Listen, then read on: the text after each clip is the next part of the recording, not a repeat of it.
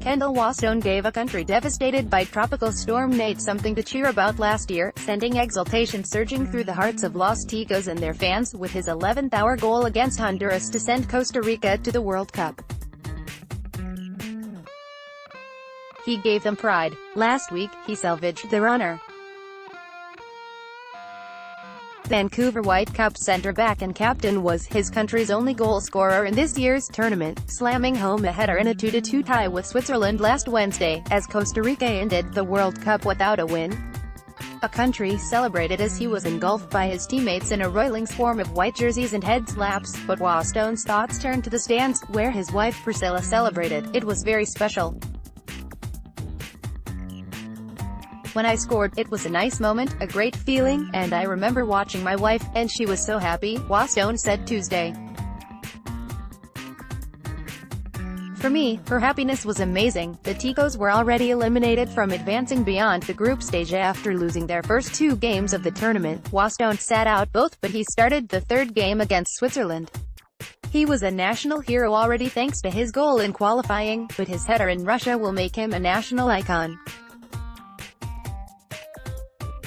"He'll likely never have to pay for a dish of gallo pinto at home ever again, maybe not," laughed Waston, who left last week's Caps game with a groin pull and likely won't play this weekend versus Chicago. "It was a nice experience, in the way that I could make my debut, and obviously the goal. But on the other side, we didn't qualify for the next round. But I came back with a great experience, and I enjoyed it a lot." Before the last game, we were talking about playing for our honor, because it's not pretty playing the last game with nothing to fight for. We knew that we wanted to leave a good impression for ourselves, and for our country. Waston's name was known to millions, but now that the tournament is done, you can start counting that in billions. Scoring on a stage of that magnitude has raised his profile to a towering degree. Teams from bigger leagues will inevitably come sniffing for the talented 6'4" defender. And Waston knows it. "I know that, in the World Cup, there are a lot of eyes," he said coyly, when asked about possibly transfers to another team, "and you never know where you're going to end up. But I try to play each game at 100%, and I'm happy here, but it is what it is," he added, chuckling.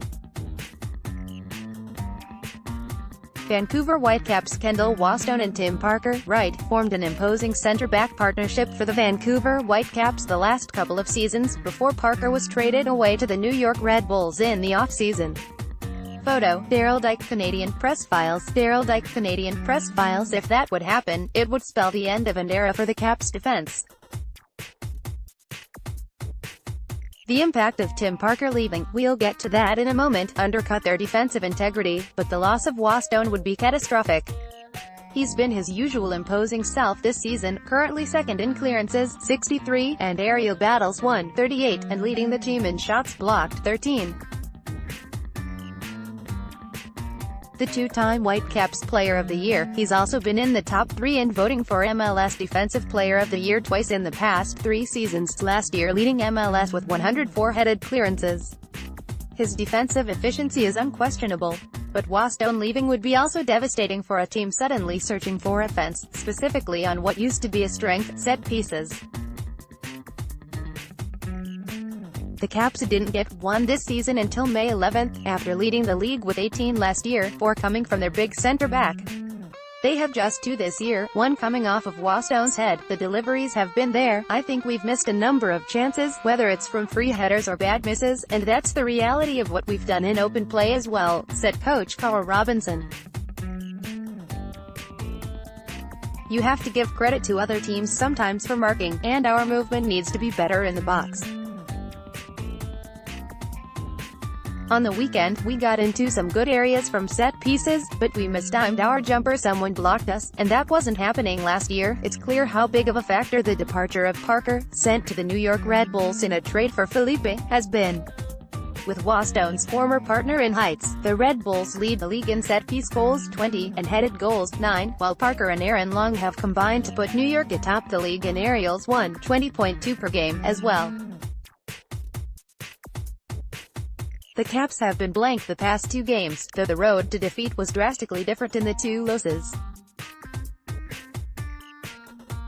Against Philadelphia on the road, they barely had any possession, or a pulse, for that matter, and lost 4-0. Against Colorado at home, they were far more lively, but couldn't capitalize on their torrent of scoring chances, and lost 1-0 on an own goal. If they aren't able to capitalize on counterattacks, the Caps' calling card, as they lead the league with 7 counter-strike goals, offense has been tougher to find. They have just 12 goals from open play, better only than Seattle's 10, so it seems that a second straight home game, this time Saturday to the Chicago Fire, could be a tipping point for Vancouver's season. With the schedule getting busier and the opposition better, we need to find ways to score, whether it's from set pieces, which is not happening at the moment, or from open play, which is not happening at the moment as well, said Robinson. We have a very, very busy July, and it doesn't get any easier for us. Jadams at postmedia.com. Next game, Saturday Chicago Fire, 6-7-5, at Vancouver Whitecaps, 6-7-5, 7:30 p.m. BC. Play Stadium, TSN2, TSN 1040. You might also like. Click here to report a typo. Is there more to this story? We'd like to hear from you about this or any other stories you think we should know about. Email vanips@postmedia.com.